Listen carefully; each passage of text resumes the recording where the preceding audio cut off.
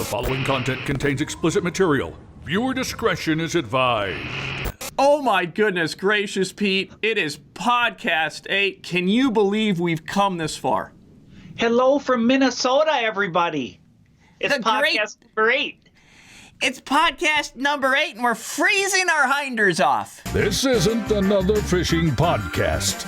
This is another fishing podcast.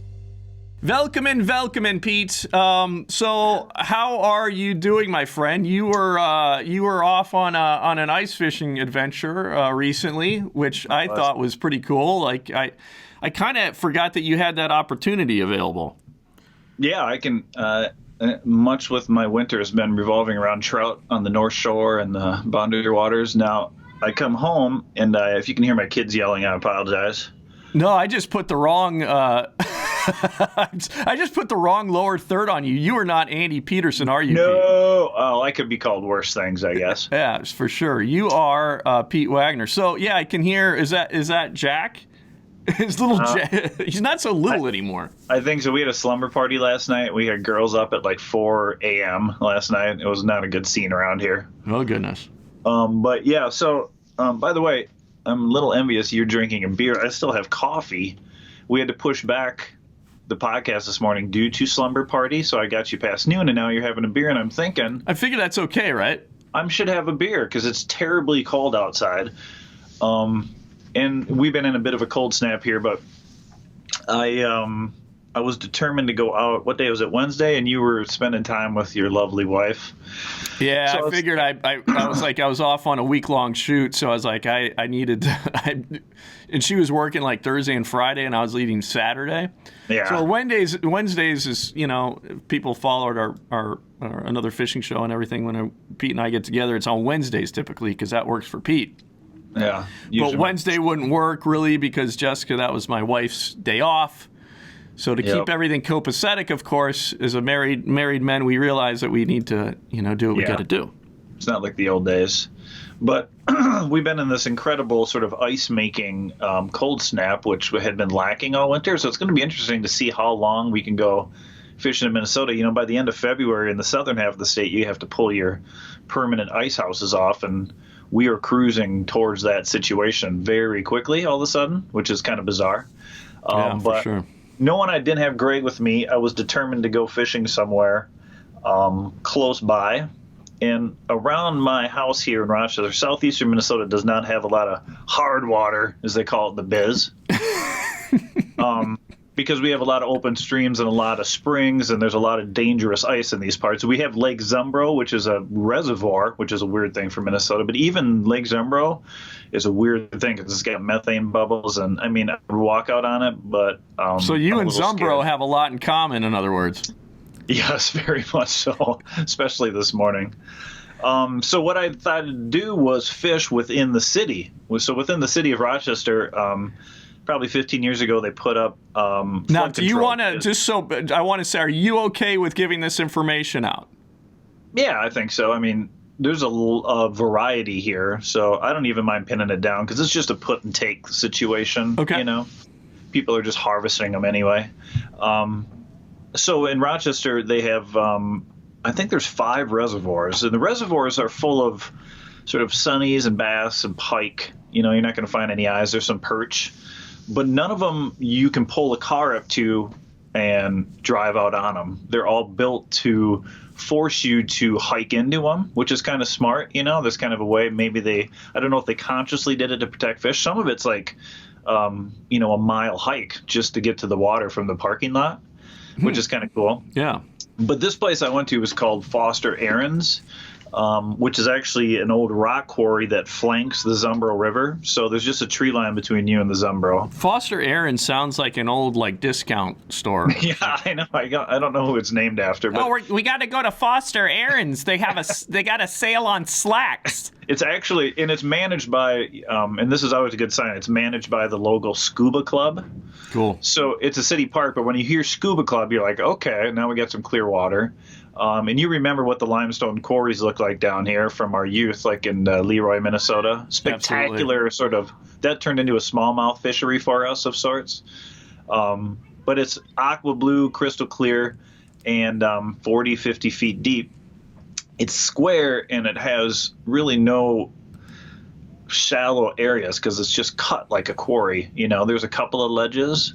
And the reason that I'm saying this is because I'm going to Foster Aarons to chase rainbow. Like I said, all those other fish are in there, but they stock rainbow in there twice or three times a year. They even have like a little tournament out there during the Rochester City Days, whatever they call them around here. I got your picture up that you sent me Right. of your shelter, and then the beautiful sunset. Yeah. Usually when there's a sunset shot, that's an indicator that maybe someone hasn't caught any fish. Yeah, but that was not the case for you. No, and it was terribly, terribly cold. So I went light. I had, like I've been mentioning on my previous podcasts, I bought a bunch of light equipment, which means an uninsulated pop-up, an Eskimo, and a small heater that does not heat very well when it's 10, 15 below degrees. So I started out fishing. It was probably 0. But it was sunny, and it's crazy to say in Minnesota, like, well, it doesn't seem that bad. It did not seem that bad. I had my door open. The sun was coming in, and it was extremely comfortable. And I'm fishing, and I learned this up north that, lake trout travel in packs, and they act almost like rainbows, but a little bit different. Panfish do the opposite of rainbows. The rainbows go deep when they're not active, and when they're deciding to eat, they come up shallow, and they do that in the morning and night. It's just like that's how they operate. So you sit up in 5 feet of water in really clear water, which feels odd because you look in the hole and it looks like 2 feet of water. But just to clarify, there's no lake trout in this body water. No. I'm just saying when I was up in the boundary waters, sort of learning that lake trout routine, you're banging spoons the same way. You're attracting them. Okay. It's almost like catfishing. You have a dead stick, and then all of my fish I brought in, with the motion. I noticed if I wasn't moving it hard or banging the bottom, it would just die, and I'd have to remind myself when I was trying to restart my heater, which kept dying because it was so cold. Yeah. You have to remind yourself to keep that jig really flipping around out there. So just I'm using to call the fish in. So it makes your fish finder completely irrelevant. Like I was sitting there, and it's so clear. So every now and again, you'll just see a rainbow swim past both holes, and they're like 6 inches below the ice. You're like, oh my god! It looked like his fin almost came out of the water. And you were only in 5 feet of water. 5 feet of water, but it looked like 2. So you got to be really careful. You want to cut your holes early because you can really spook fish if you show up there at sundown. So I got there at like 2 in the afternoon. Another problem, of course, ice fishing has problems. So I have to haul all my stuff to this fishing spot in a sled. I have a smaller sled this year because I'm going small, and everything barely fits in it. So you make some cuts, but for the most part, I bring everything. I wish I could have brought the big heater. And I got to the spot, and ion auger, not working. Oh, Nothing. no.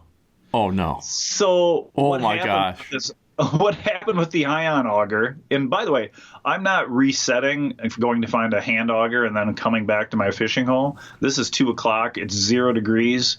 And I'm like, I'm out of here if I can't get this stupid ion working, So as I'm screwing with the ion auger, and I'm already pissed, DNR guy comes up, hey, do you got your license on you? And I'm just like, duh. You know what? It's like they follow you, dude. Like, I mean, what in the world? I had thought, like, for the longest time that I had I was like, I don't know. I've maybe only been checked, in my whole fishing career. Yeah. Like, maybe 4 times. And then we were out on the Mississippi River in the fall, and a freaking jet boat. Like, we're the only people on the river. Remember that? And a freaking jet boat comes up, and it's a DNR guy, and he checks us. Where I'm part of the Mississippi, you can't even have a boat on the water unless it's a jet boat. It was like kayak territory. Like, what? Where'd this guy come from? So bizarre. So that's 3 times for me in under a year. But so then I was annoyed because I'm sitting there. My beer is literally freezing. I'm trying to drink beer and fix my auger and realizing I might not even get the fish today, which is really frustrating, So what had happened with the ion auger is if on the right side of an ion there's a safety lever you have to press down to, make the trigger work. You know what I'm talking about? You have a newer ion. I don't know if it's that. I think you have a newer one that has that. Mine doesn't. Oh, well, I wish. So anyway, the safety switch broke. So there was no way to activate the the trigger to make the auger spin. Oh. And every now and again, I'll be flipping it around, and you hear it go, "Rah," like it was almost there, Right. So eventually I got everything into a place using both hands and almost breaking everything, where it turned on. Like it turned on and it started like rolling away from me because I'm holding it onto the ice. But I realized I can't, if I want to fish, I can't let this turn off again. Wow. I hope there was people watching this. So then I pull up my auger and I pop 12 holes without taking my hand off. I started like, 40 feet from shore and kept up running and burned 2 more, walked in further, burned 2 more, walked in further, burned 2 more, and like threw my Ion away in disgust. And by the way, when I was in the ice house, I got on the phone with Ion and they made me buy like a $17 part that I'm now waiting for, which is really frustrating. Oh, no. Okay, so this is the first now. So I have been a supporter of Ion, but this is the first time that we're hearing of some.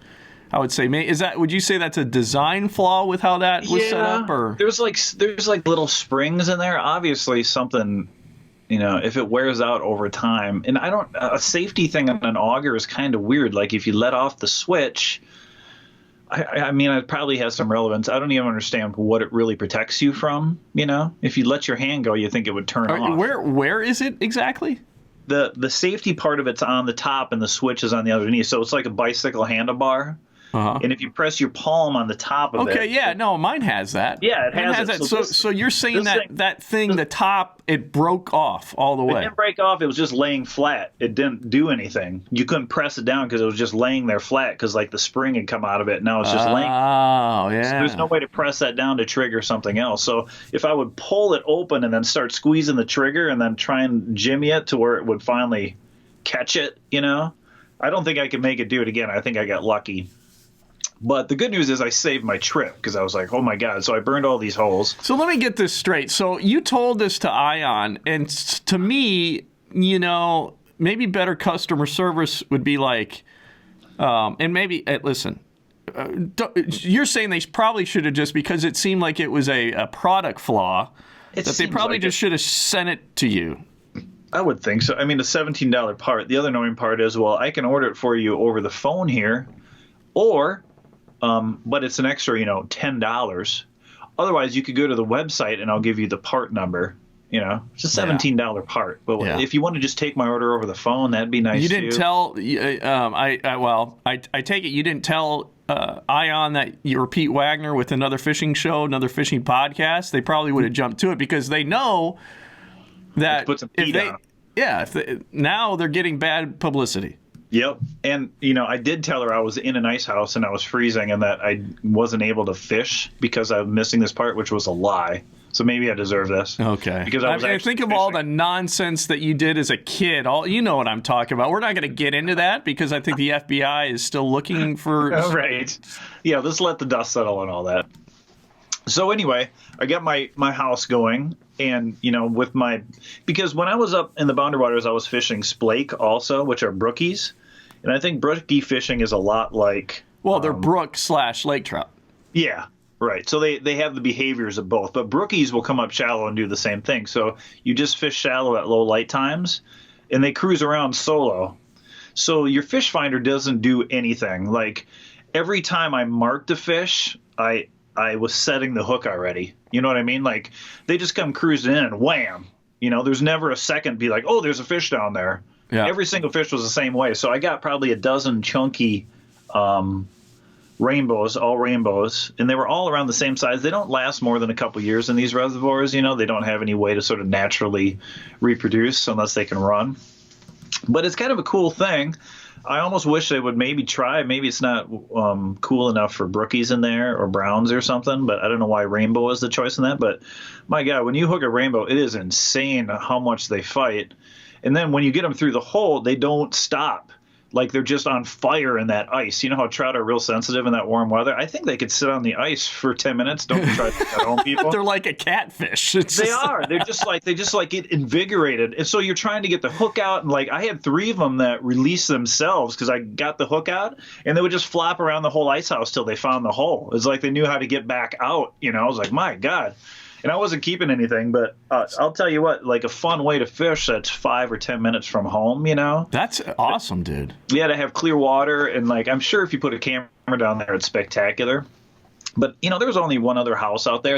Everybody else was fishing panfish. But the interesting thing is on a reservoir like that, or a quarry in this case, the panfish all get suspended in deep water in the wintertime, and then you move to shallow water, and you're basically fishing trout, you know? You can just eliminate any, you know, just so you're not getting those little bites that are stealing all your live baits or whatever. So have you, I've got a picture of the rainbow up right now that you caught. Beautiful, I mean, beautiful colors. Yeah. I mean, he's got that pink like a stripe. football. Yeah, and he's not, obviously he's not a big guy, but he's stocky, he's, you know. Yeah. No. So what size were you catching? Like that was about the size. Like they were, you know, 13 to 15 in that range. Gotcha. All the same size. Yeah. But just, you know, a ridiculous ton of fun. I was using light rods, tiny hooks and tiny jigs, and just putting a crappie minnow on there. I never caught one on the dead stick. I had the dead stick sitting there, and I just kept, you know, popping it up and down. And then yeah, it was fun because you'd just be like, there's these 15, 20 minutes of silence. And then if you're not really focusing on your jigging, you can tell it makes a difference if you're jigging well. And then they would just come in there and wham before you could mark it. You know, I quit using the fish finder. I'm like, I'm not even going to mess with this. I'm just going to look down the hole, you know.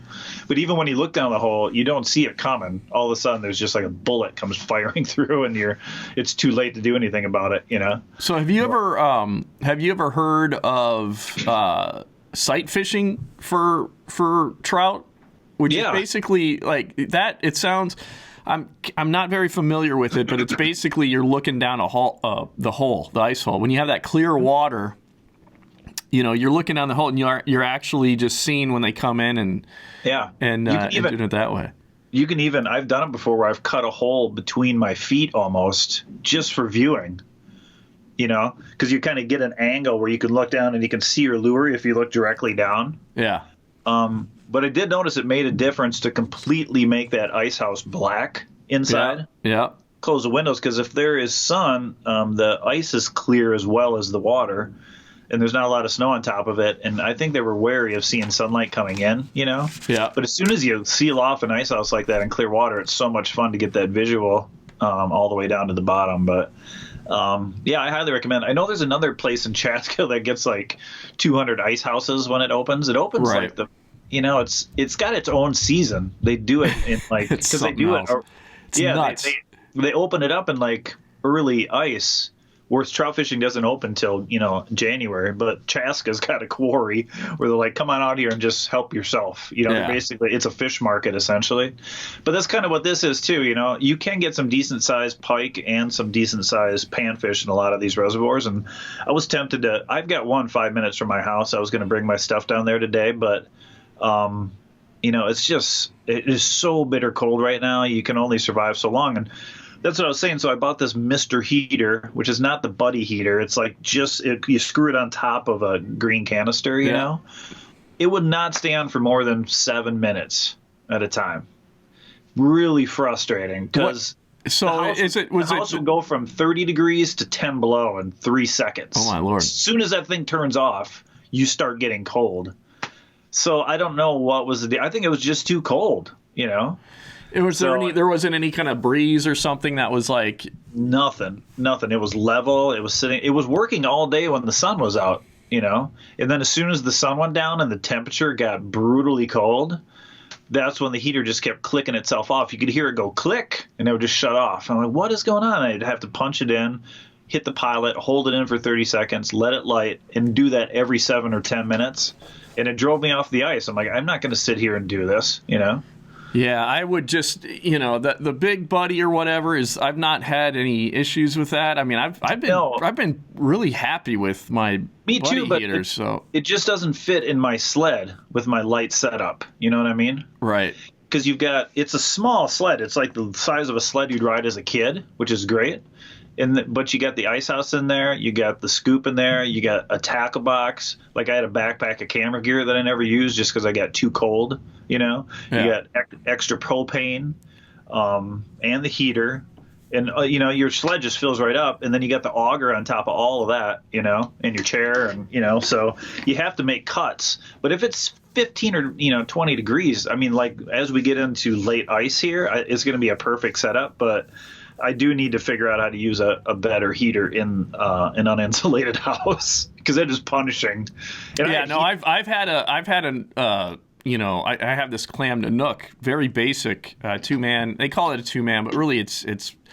I mean, you can have 2 people in there. I've fished with two people plenty of times out of it, but it's a very basic 2-man fish house, uninsulated. Right. It's a totally different situation. Like I have this, clam edge ice suit, or whatever suit. Yeah. That's it's super insulated. So you can, if you have a suit like that, it's not as important to have an insulated house. But in that situation, I use that Big Buddy heater in there, and it gets it going fine. And then you just got to be cognizant of if you don't have insulation, then you have to really be more bundled up than with your clothing. And I had my new ice gear. What do they call it? The Striker. The floating ice gear. But those float suits aren't as insulated as non-float suits. Well, I didn't have any problem with the insulation, but it's your hands and feet. But even so, I had electric socks and electric gloves on. And when that temperature gets below a certain level in Minnesota on that worst cold day of the year. Before I get called out on this shit, I'm pretty sure float suits aren't as insulated as just non-float suits. I don't know. I will say I love the design. What's the name of the company? I can't even think of the name. Striker is the company. Yeah.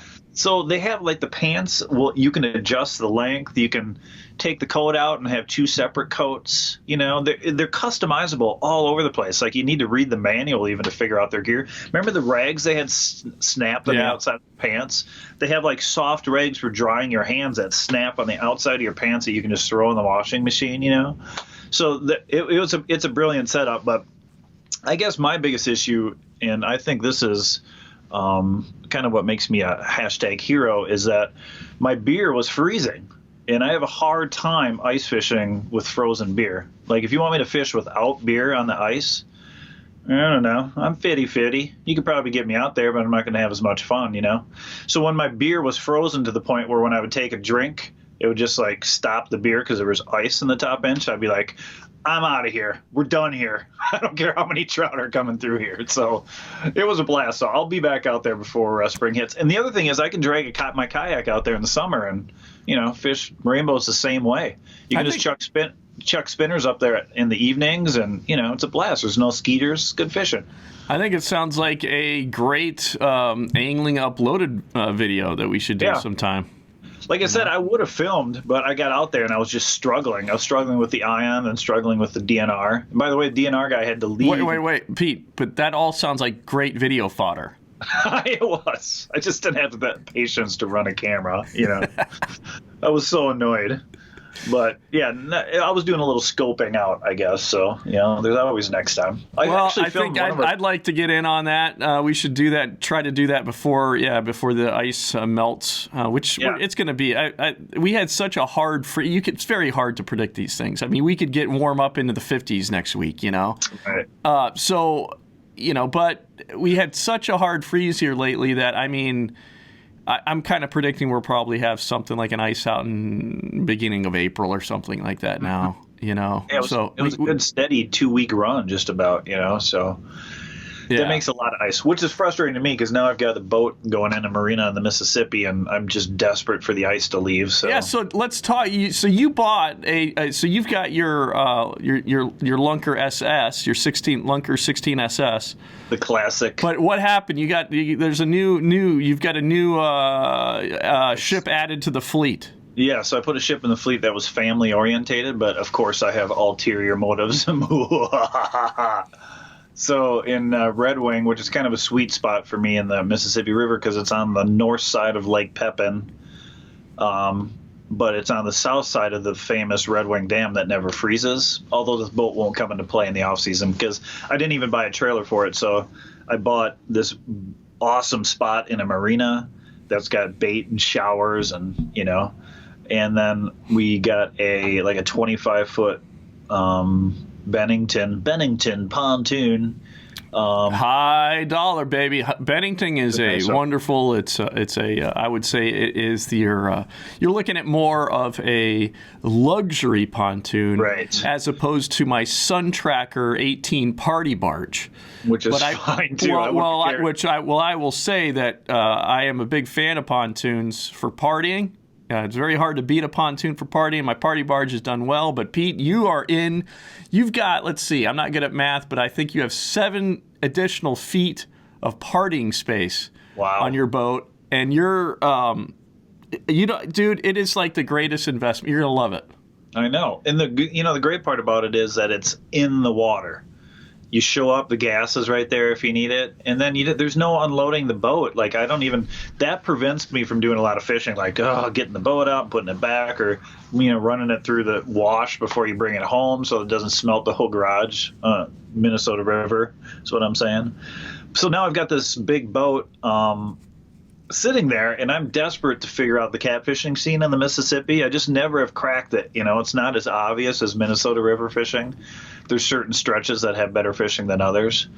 But where I got 150 Merc on there. And by the way, I would also like to point out, as a guy that owned an 84 Suzuki engine that routinely would die on me in inopportune times, which is even worse on a river.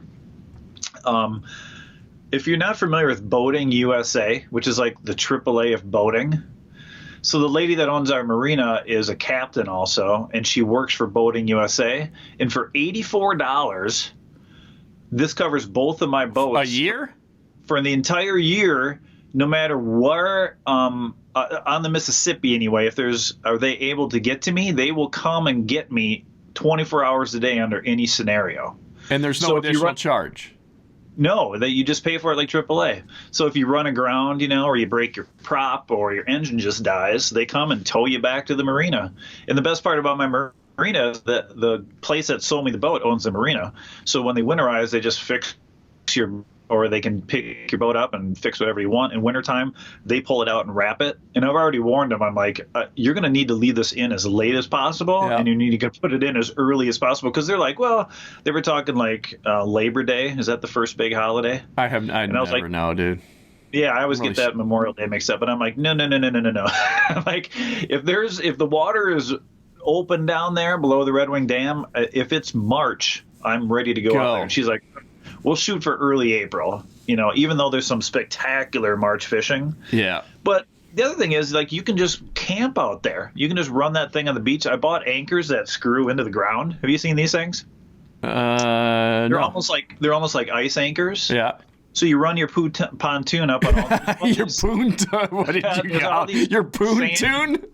There's all these sandy beaches on the Mississippi from dredging.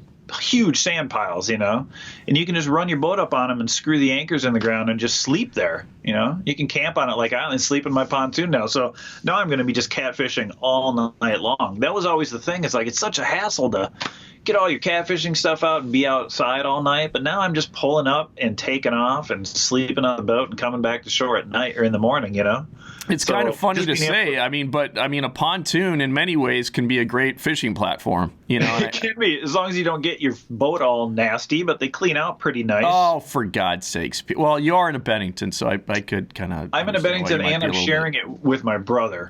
Yeah. Well, Chris isn't the cleanest guy, is he? No, he's dirty. He's pretty dirty. By the way, someone just pulled up and stole both his snowmobiles and trailer this week.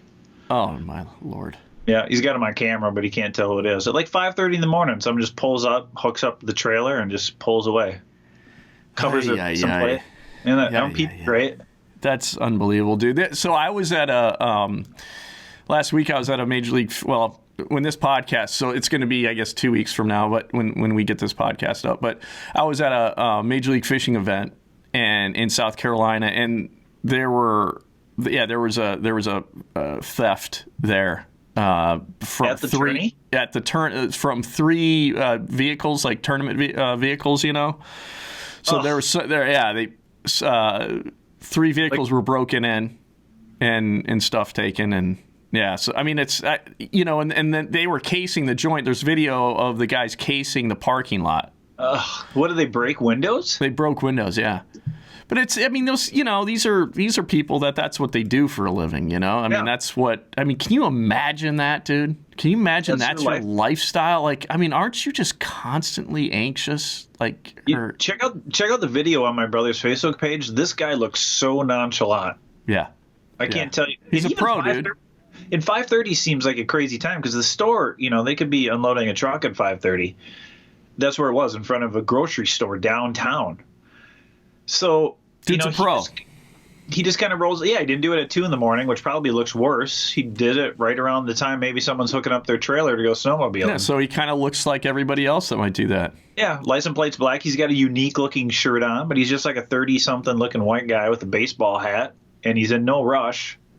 Yeah, there's some real winners out there. Let me tell you. Oh, it's disappointing. Oh, by the way, I'd like to point out another thing that keeps me disappointed in humanity.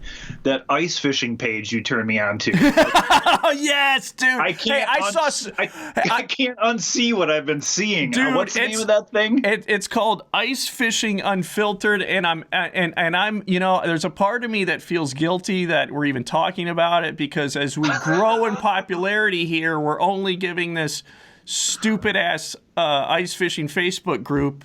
Is it mostly Canadians? I always thought Canadians were more polite. I don't get that sense. There's a lot of Canadians though. Is there? Yeah.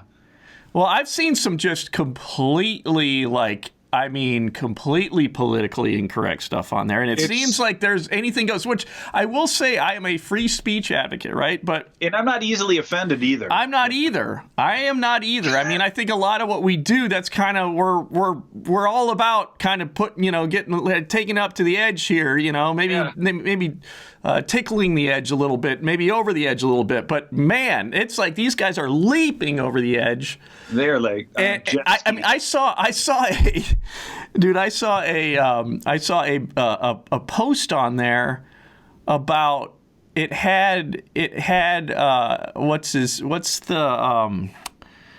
Morgan Freeman was on there. Did you see this post? Morgan Freeman's on there, and it was I'm not even going to say it. Okay. You can't. I'm not even going to say it because it's really ignorant. Let's put it that way. Okay. But I'm like, this is up. I mean, in this day and age, it's just like kind of shocking to see something like that isn't taken down. And that's Ice Fishing Unfiltered. So if you want to experience the Mad Max of Facebook groups, go to Ice Fishing Unfiltered. Or if you see your son or daughter is subscribed to that page, ground them for 3 or 4 months. Yeah. What did you like? So basically, just so people, what I saw is a pretty homophobic post. Right. I'm not going to say anything more because I don't want to. What's all the obsession with stepmoms and stepsisters? Have you? My. You know what I'm talking about? There's like a theme.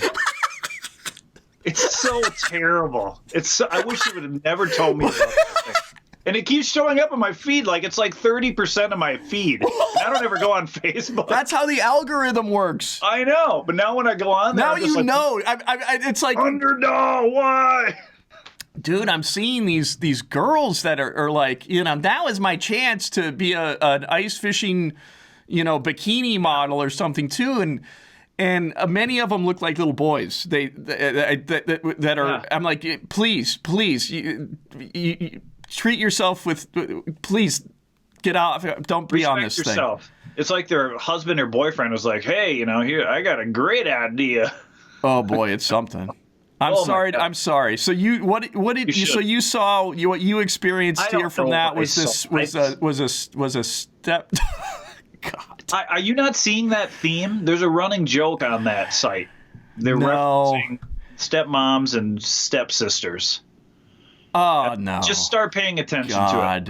But it's not. That's the least of their problems. It really is. Well, here's I'm going to admit something, and anybody that's followed us for any length of time knows that, like, I honestly don't go on Facebook that much. I'll throw something on there as far as like a personal page if I get really upset about something politically or in the world. I'll put like something up that does nothing. It's pissing in the wind. It's so stupid that I even do anything. It's a waste of time. It's a waste of time. It's dumb, but I feel like I need to express myself. Just yell out your window. Open your window and yell. So, but what we do, so we have a Angling Upload has a Facebook page, and so to promote what we're doing on here, I'll go on groups. I know I look like a spammer. I know all my friends. The way it's set up in Facebook, I really hate it because you can't hide it. You can't hide when you're posting to Facebook group. All your friends go, Greg posted to this Facebook. Greg posted to this when I'm promoting our videos, right?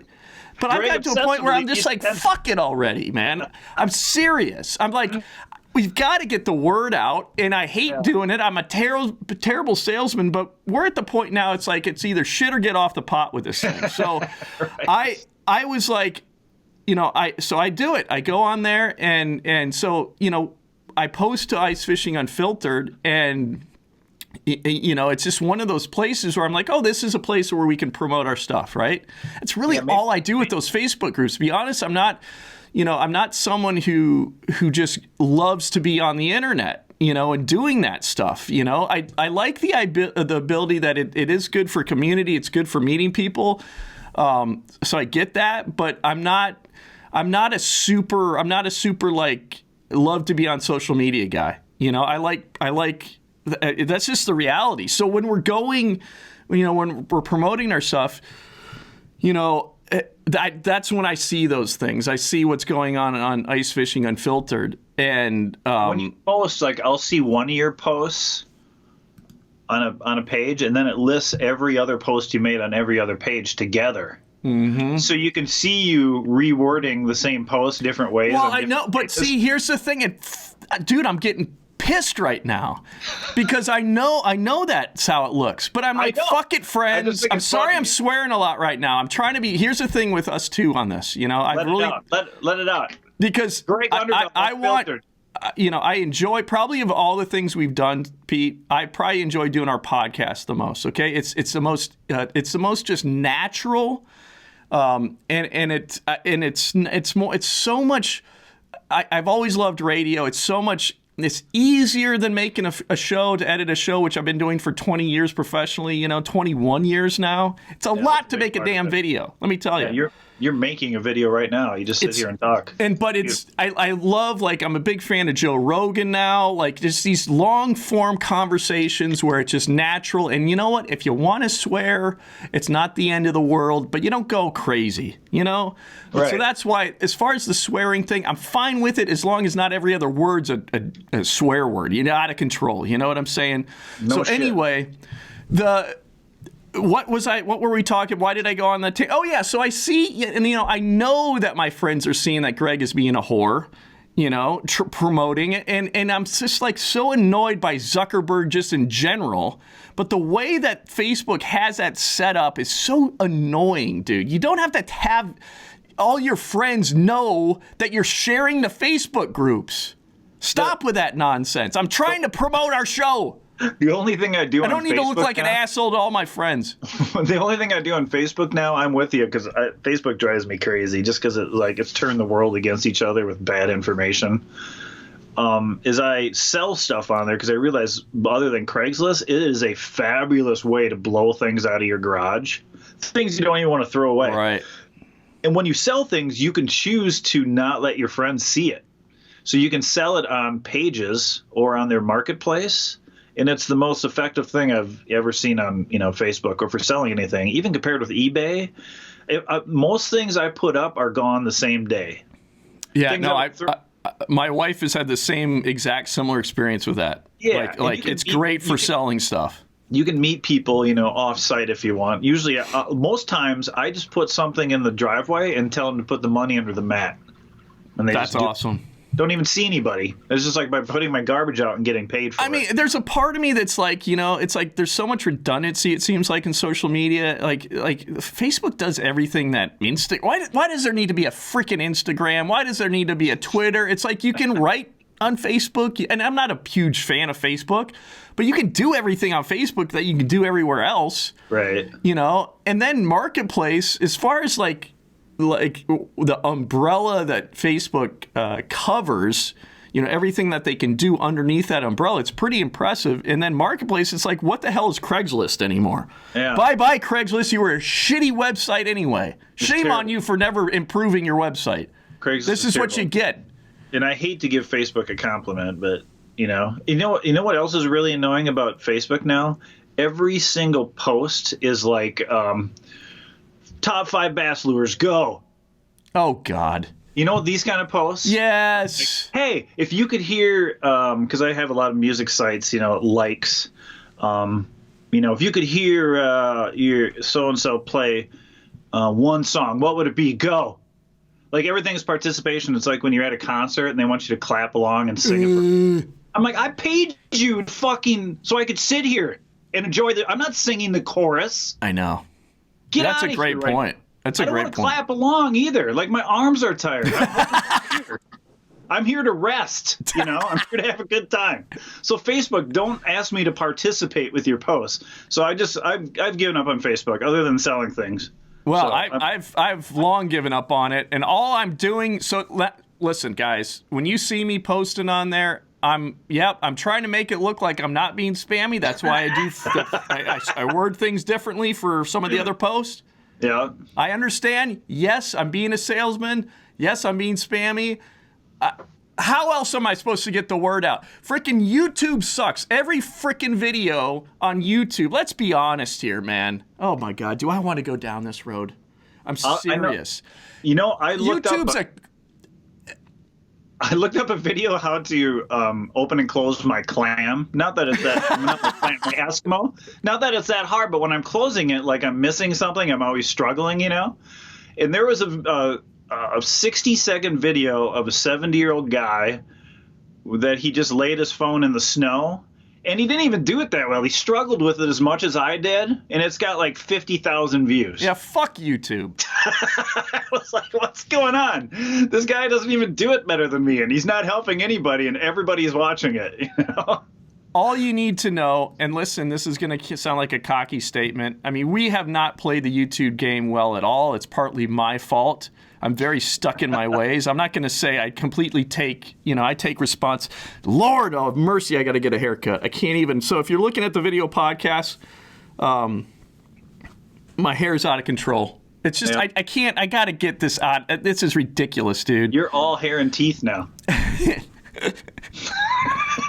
I got this new tooth. I'm going to share it. Share it with the world. I haven't smiled fully in years, man. Right.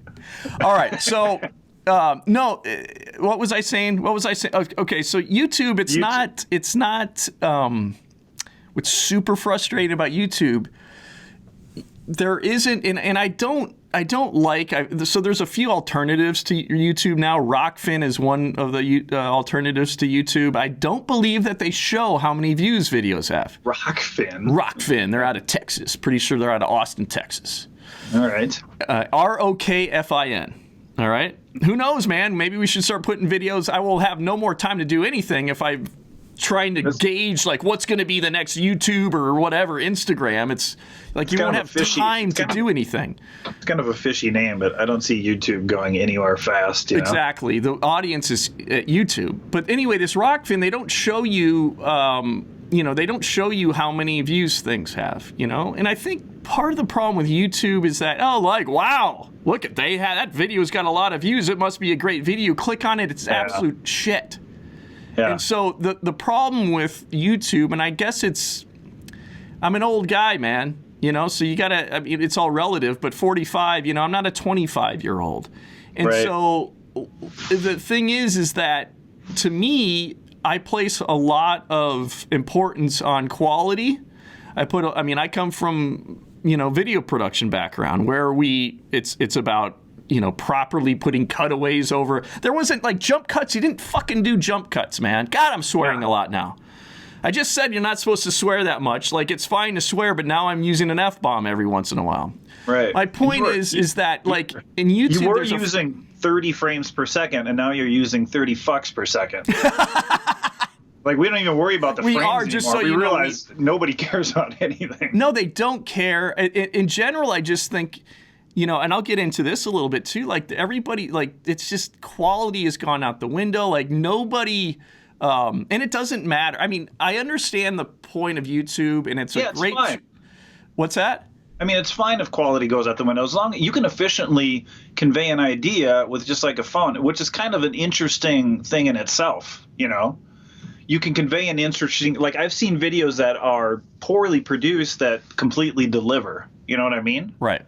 That's that sweet spot that you're always kind of looking for, like the least amount of work with, even though every shot isn't perfect or frame perfect or the camera's not shaking or whatever. But if you get your point across and it's enjoyable to watch, and it doesn't matter in the end, it's like Blair Witch Project, like, oh, we can do it this way. Yeah, and so I mean, I've been struggling to try to break away from that, but it's still very difficult for me. So I just, it frustrates me to no end on YouTube where, it's more so YouTube. What YouTube promotes is using their platform. They will, and I see it now. Just the fact that we are putting our videos up more, they then say thank you. We will put your stuff out there a little bit more. It's more based on.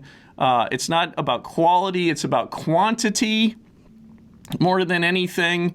And then also clickbait. That's just the reality of it, man. I mean, I've gotten better at doing thumbnails and being, I'm right on the edge. I'm sure I'm clickbaity, but you've got to listen, none of what we're doing right now is worth anything, like, unless people know we're out there. So Right. we have to, in some sense, it kind of feels like I hate it, but in some sense, you have to play those games. You have to go on Facebook and hate yourself later. And, yes, and it does provide me with a certain level of stress that I really do not like. But here's the thing, dude. Like I said earlier, it's either shit or get off the pot. And the reality is I like this new medium of the internet and being able to make your own audience. There's a lot of freedom there. You get connected with people, we've met a lot of great people and, come up with different ways to fish different things. And that part of it's fun, Right. And it's, yeah. And it's just, it's just Greg bitching again. This happens every once in a while. There just needs to be a douching of emotions out, and then I feel better. Yeah. And then we carry on. But we are, there's a lot of stuff on my docket here, Pete, that we got to get through here. You have to get through quick because I have to get going here. Get out of here. Why are we been talking about nothing for 47 minutes? This is your Nothing. fault, dude. That was gold. You dude. don't do a podcast for 40. No one does podcasts an hour long anymore. Everything's free form, long podcasts. Let's Not get this going one. here. Not this one. Not this one. No. So guess what? You're going to leave, and I'm going to keep on talking. Is how we're going to do this. That's fine, but pick a 10-minute topic for me. Crazy. Impossible for us. Crazy what you're talking about right now. What happened that you promised me we could make this an hour? Did you change that at some point? Yeah, I just changed it. Maybe you should let the guy in the podcast know you've changed it. Okay, so Mercury didn't unveil an electric outboard, Wagner. Yeah, what was this like super-sized motor? It's like a V6 or it like did only the prop moves on it? Am I seeing this right? Did I see the right motor? So this is what. So I was completely wrong. I couldn't be any more wrong. No, it was like the opposite. This is like Mercury knew. They go, they let's flip this guy off. Yeah. And let's do this. So this is their 600 horsepower V12 Verado. 600 horsepower? Yeah, and it's it's a V12. It's a V12. It is not. Is a V6 even anything? I don't even know. I don't even know. It is something special, and we're just going to. I'm just going to go through some of these amazing new features, revolutionary new. So this is the first V12 powerhead designed for an outboard. Is that Does that make it twice as fast as a 300 horse Merc? I don't know. It's a 7.6 liter displacement, which makes Les's off of their website, makes light work of heavy vessels to get on plane quickly and impress at every speed. So it's the first V12 powerhead on an outboard. Right. Wasn't I right? Like the actual motor doesn't move. It's just the base of it does. So, yep, that's coming up here. The first ever independently steerable gear case on an outboard. So yeah, the lower unit just moves. I'm sure nothing will go wrong with that, but So just the lower unit moves. So you have the motor actually on, mounted to the transom, of course, and the cowling, all that, it does not move at all. It's the very lower unit that moves. And I'm sure if I hit a rock with that prop, they'll just be like, well, that'll be $14,000. And Pete, it's even, the prop is different. Contra-rotating props leave no horsepower behind. So it's two props, basically, and they counter-rotate. Developed specifically to unleash the full potential of developed specifically to unleash the full potential of the V12 Verado. Our props power heavy boats with astounding handling, acceleration, and efficiency. What? That is crazy. Yeah, so obviously we don't know anything about engines. That's very obvious, but it's only a matter of time before some walleye dude is going to put this onto his boat. And then some tournament walleye guy will have this on his boat. I would say in the next, not this year, next year is very, very possible. Next year I would say would be possible. When he drops his boat in the water, it will like flip it over completely, like ass over tea kettle because it weighs so much. I think these walleye boats are like, I think, a 20, I think there's 22-foot walleye boats might be able to handle that. 20, there's probably going to be a 20. There'll be walleye boats made to handle that outboard. Mark my words. Soon, no doubt. That's crazy. So that's like, how fast does that make a boat go? Like, I'm just imagining what 600 horses look like, but that's probably not the right way to do it. Well, no, I don't that's know. A lot of horse manure. Yeah, I don't know that that's that's how it would work exactly. Just because you're increasing from 300 to 600 horsepower, but maybe I don't know. It might be that. Do you want your boat going 100 miles an hour? No. Dude, I went 80 miles an hour one time on the Potomac River in a bass boat. This was back in the late 90s, I guess. It was a Bullet bass boat, aptly named. I went 80 miles an hour on this boat. I was the passenger, and I didn't even know this guy. Had no idea. I was just like, I was paired with this guy to fish this tournament. He was the pro, and I was the boater. And I'm like, I don't know this guy. He might have terrible judgment, and I kind of felt already he did because he bought a Bullet with a 300 horse, whatever the hell it was. We're just cruising down a river that oftentimes has floating trees coming down it, Yeah, you don't see it coming. And I was like, I'm gonna die. That's crazy. But I'm not the fastest I had a boat, went 71, on my last bass boat went 71, but that's I'm fine with that. I don't really need to go any faster than that. Jeez. But the interesting thing is that even, speaking of outboards, outboard sales, we were talking about, let's see, what were we talking about? Was that the last podcast we did together? That just boat sales are going up? Yeah. Well, outboard sales are now also up. Wouldn't outboard sales go up considering boat sales are going up? Is that shocking to somebody? I guess that's a great point. So it shouldn't be shocking. So this is from the National Marine Manufacturers Association. They are saying, this is from their first section of the National Marine Manufacturers 2020 U.S. Recreational Boating Statistical Abstract Outboard Engine Sales Trends is now available, which says that outboard engine sales rose for the 9th consecutive year in 2020 to a total of 330,000 units, the highest annual sales volume in 20 years. I believe it. And When up I was- when I 18% was compared boat to shopping- 2019. So Corona is fantastic for the marine industry. When I was boat shopping, he was like, I've got 3 or 4 of them built. We have 100 of them coming. But if you want one, you should probably grab it now, or you probably won't get it, until midsummer. Yeah, it's Crazy. amazing. So I just took one that was ready to roll because those guys are, they can't even keep up with it. I was shocked I could find a slip. You know how great that is? I have a slip. I cannot wait, dude. Yeah, no, it's pretty killer. So how long do we have with you, Pete? People want to hear you. I know, but should get going here pretty soon. So I really want to, I've got some just hard-hitting topics here, this one in particular. Well, we are talking about how people can get wound up on Facebook groups and how much of a pain in the ass it is for me to actually post to Facebook groups as we're promoting what we're doing here. I do want to say that our last topic I would say our last controversial topic we did was about how people don't need to be using flashers anymore. Did you upset some people? Dude, as Darren Troseth, who is a guy that is he's a lake sturgeon fisherman. He fishes for catfish too, but he's a guy that we know. We've actually want to do some stuff with him. We need to.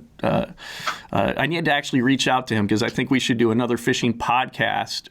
Another fishing show for lake sturgeon. But what's his day job, by the way? Because it seems like he's always fishing. I don't know. I would say that's a great day job. No kidding. But what I'm trying to remember what the hell I brought him up for. But he actually came to my rescue here but maybe that's why I started talking about it. But flashers, why the heck did I bring up Darren? That's so weird. It had nothing to do with flashers? Well, it does. I'll get around to it. But so I posted our video where we're talking about stop using flashers for ice fishing, right? So we did that video. Remember our discussion I can't remember. It was maybe our last podcast we did, or 2 podcasts ago, where we were talking about flashers and you don't need them. You know? Well, I mean, my opinion is if you like your flasher, go ahead and use it. I'm not upset by it. I like using the graphs. Yeah, exactly. Whatever. So I posted to some different Facebook groups about it, reluctantly, but this is what you got to do. And there was a lot of people not happy with this post. And this is why I brought up Darren. So Darren thought it was like he made a comment about how I had basically stuck my head into a hornet's nest doing this. Absolutely, you did. So this is our first wonderful. Look at this. This is from a guy named Jake Kotala. What's up, Jake? And Jake says, so I put this video up for a segment of our podcast, right, where we're talking about flashers and why graphs are better. And he goes, couldn't make it past 4 minutes. The one guy just stutters around whatever point he's trying to make. Meanwhile, the other idiot doesn't know anything about Garmin. Only the biggest name in GPS for the last few decades.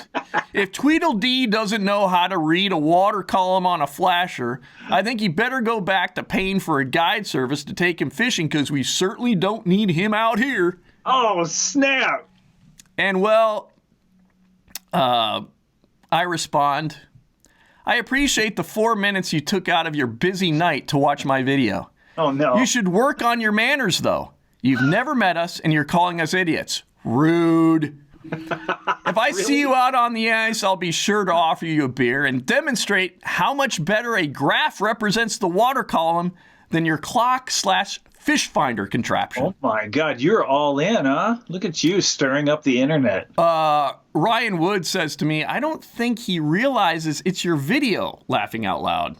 So, like he doesn't think Jake realizes that I'm actually the guy that's, He's not realizing he's insulting you specifically. Watch how Jake Kotala kind of, changes his tune a bit now that I'm on this thread and I'm, they each have their applications, he says. I'll keep my graphs in my boats and my flashers on the ice. Thank you. And then I respond to each their own, my friend. Right, that's the right attitude. Like, if you like your flasher, roll with it, But I'm always concerned some guy just got his new flasher, and then he watched our video, and he's like, I hate those guys. I just got my Vexilar, So then there's another fun little exchange here. I really, this gives me stress, but I also have there's a level of enjoyment I get from this as well, as you can probably tell. Jonathan Turner says, this guy been dropped on his head one too many times. Doesn't T-O too many times. I've used both, way too much lag with grass. No periods or commas used here, by the way. I will outfish any of you goons any day. Nice. What's T-O? This guy been dropped on his head one too many times. He should have 2 O's, not 1 O. What does that mean? Listen, I get a technicality, I guess. T-O, 2, and 2 are 2 different words. Right. He's saying this guy been dropped on his head one. Oh, do you understand what I'm saying? Okay.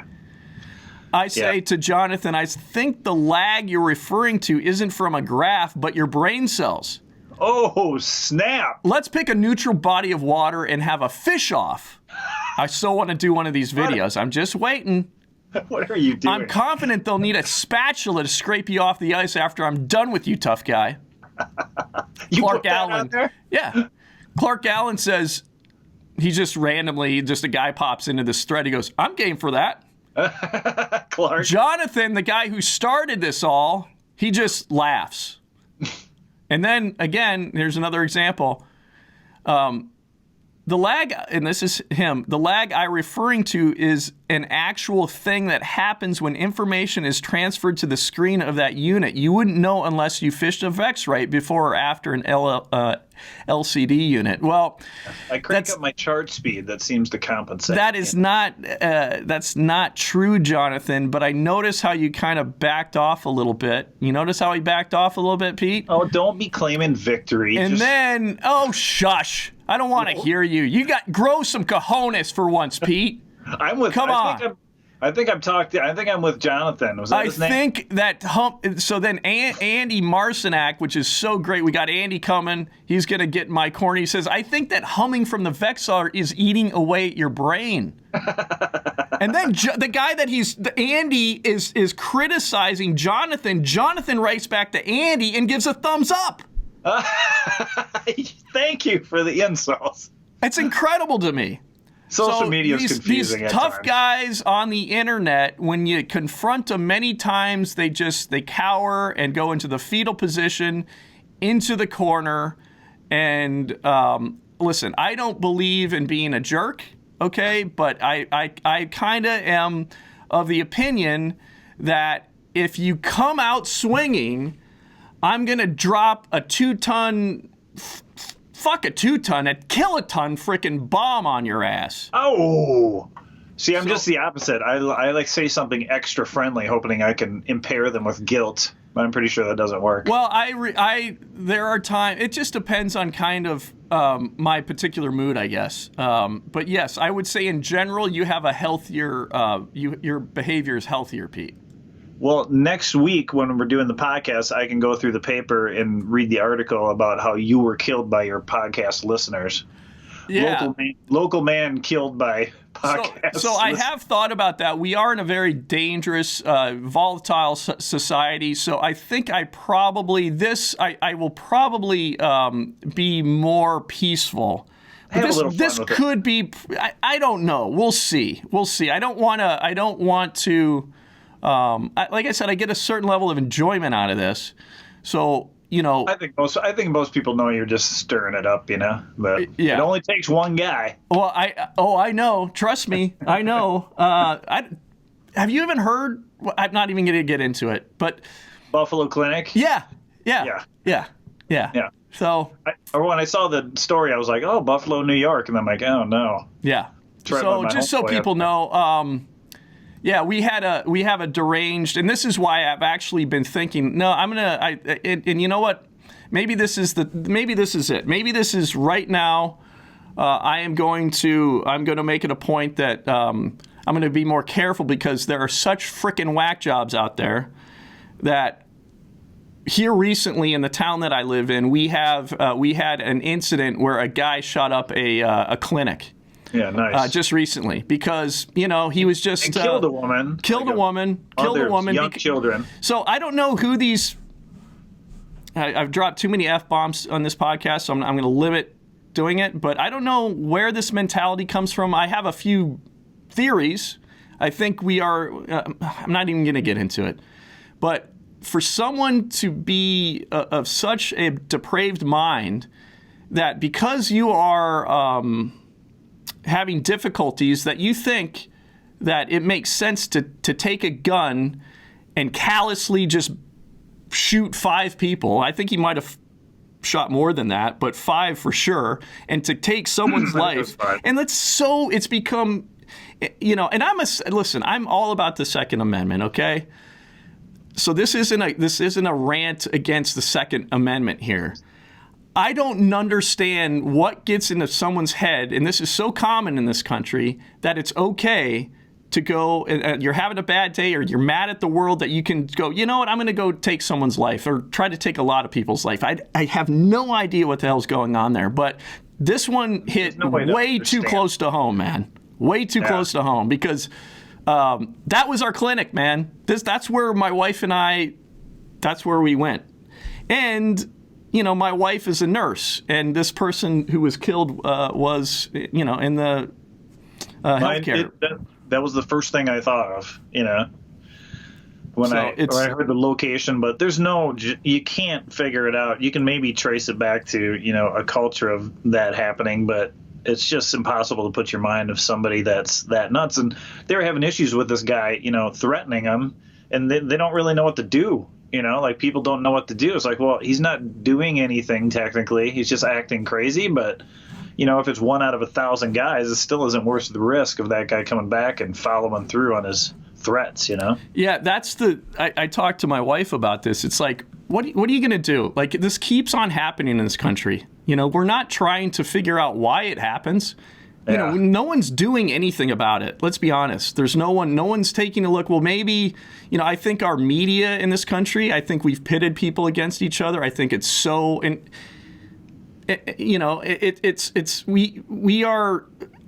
our news pits one side against the other. 24/7 news, I think, is I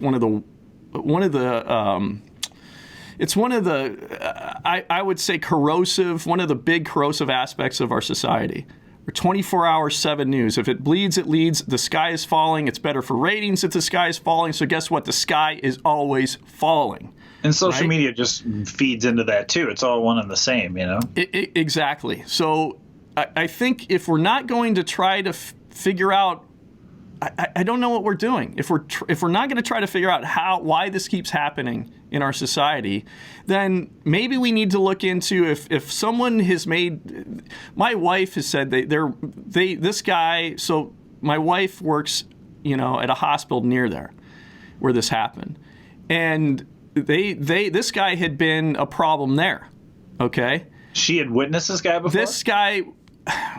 I don't want to say any more than that because I'm not sure if I'm this is public knowledge, but this guy was a problem in the healthcare industry in this area. Okay, they knew this guy, and so it could have easily have happened to my wife, and so if this guy has been a problem.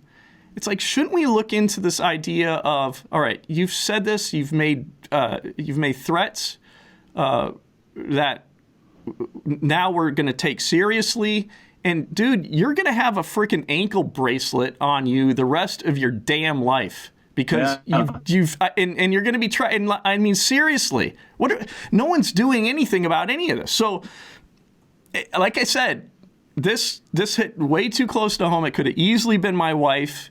And we continued to go, for this nation, this is what we do. We're really good at. The whole nation collectively just puts our head back in the sand. It's buried in, 48 hours. Unless you were there, or it's hit Can you close imagine? to home. Can you imagine how they're... if you live in Buffalo, it's got like a month or two. You know, if you're in the hospital, you never forget it. You know, and then the rest of the world's done with it. They're already on to the next thing on the next day. You know. Yeah. So I guess here's what I'm going to say. I am going to tamp down my rhetoric on social media because. You've had a revelation over the course of this conversation, huh? Well, what happens is, as you know, Pete, my blood pressure can get highly elevated. Right. There I am And sometimes- stuttering. I'm stuttering just like what that gentleman had said earlier. Yes. So I do have a stuttering problem. He is right. And the worry I is, should- you know, sometimes your sarcasm, even if it isn't that sort of crazy, angry comment, you know, sometimes a little sarcasm just like flips a switch in some psycho, and then you're like, oh my God, what have we done here? You know? And here's the reality. I do want to continue. Bait shops are some of my favorite places on planet Earth. So I do want to continue to go to bait shops and not fear for my life. So Yes, we love everybody. We really so- do. We're just trying to have some fun. we're So trying to forgive have some. us. Here's the reality, dude. I think I'm trying. I mean, I don't want to do a podcast that is just pussyfooting around. Like, there's so much in the fishing industry. I've been in the fishing industry for 21 years, right? And everybody's concerned about, well, I don't want to offend a sponsor, or I don't want to tell you how I really feel about something because I don't want to offend this person over here. So I don't want to be that way. I don't want us to go down that route. I want us to be honest, and I also want us to be entertaining. So there's a finding that balance. I want to find that balance, and I don't want to necessarily stay away from controversial things. I want this to be as free form of a conversation as possible, and so. Right. But I will say, I think I'm going to say this right now and actually mean it. I'm going to be more like Pete Wagner, just in general. And and that is a compliment to you, Pete, because I will say that you are very patient, and you handle those situations much better. I look for the good in people. That's pretty much a standard rule of thumb for me on a daily basis. But can I permission to speak freely? No. My kids are calling for me, so are you able to do this in an entertaining way solo from here on No, out? we're going to wrap it up. I think we've said enough here. I won't be doing this without you. I feel that they're swimming across the castle moat right now, and they're approaching the gates, and there's an insurrection, or as most newscasters seem to be calling it, or senators, an erection, that it's about to happen in the studio if I don't get out of here. Pete, go handle your erection. And cut.